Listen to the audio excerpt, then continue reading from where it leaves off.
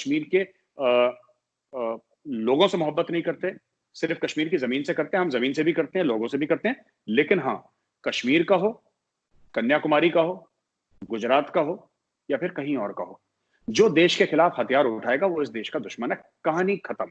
आप ये नहीं कह सकते। कल भी एक पाकिस्तानी पैनलिस्ट टीवी पे वो ब्रिगेडियर साहब थे, वो कह रहे थे कि पाकिस्तानी आर्मी के खिलाफ वो आदिल अहमद डर है, जो कि सुसाइड बॉम्बर था पुलवामा का, जिसने 40 सीआरपीएफ के जवान हमारे उसमें खत्म हो गए, वो वीरगति को प्राप्त हो गए 40 से। तो उसके साथ ज्यादती करी थी, उसको थप्पड़ वप्पड़ मारा था। तो अगर मैं किसी को थप्पड़ मार दूं, फॉर एग्जांपल, एक तो पता नहीं कहां से इन्होंने स्टोरी सुनी है, पाकिस्तान में बैठे बैठे थे, पर इनको स्टोरी सुन गई इनको कि कहीं थप्पड़ मारा था। अगर आप किसी को थप्पड़ मारेंगे, कोई मुझे थप्पड़ मारेगा तो मैं भी तो उसको थप्पड़ मारूंगा। मैं ये थोड़ा ना कि थप्पड़ मुझे मारा किसी ने, 40 अनजान बंदों को मैंने मार, ये कौन सा लॉजिक है, मुझे समझ में नहीं आता। ये कैसा माइंडसेट है कि आप किसी को भी मार सकते हैं और कुछ भी कर सकते हैं। अब आपने बात करी आफ्स्पा की, arm forces special powers act. देखिए, arm forces special powers act पहले नहीं थी कश्मीर में, अब आई है।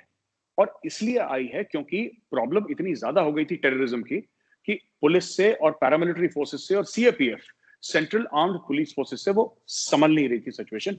तो आर्मी लाई। आर्मी ऐसे ऑपरेट कहीं नहीं करती, इंडियन आर्मी।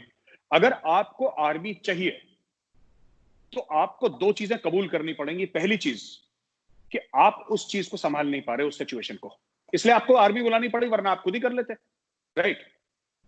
और अगर आपने आर्मी बुला दी, फिर आर्मी पे वो कानून लागू नहीं होते जो पुलिस फोर्स पे या एडमिनिस्ट्रेशन पे होते हैं।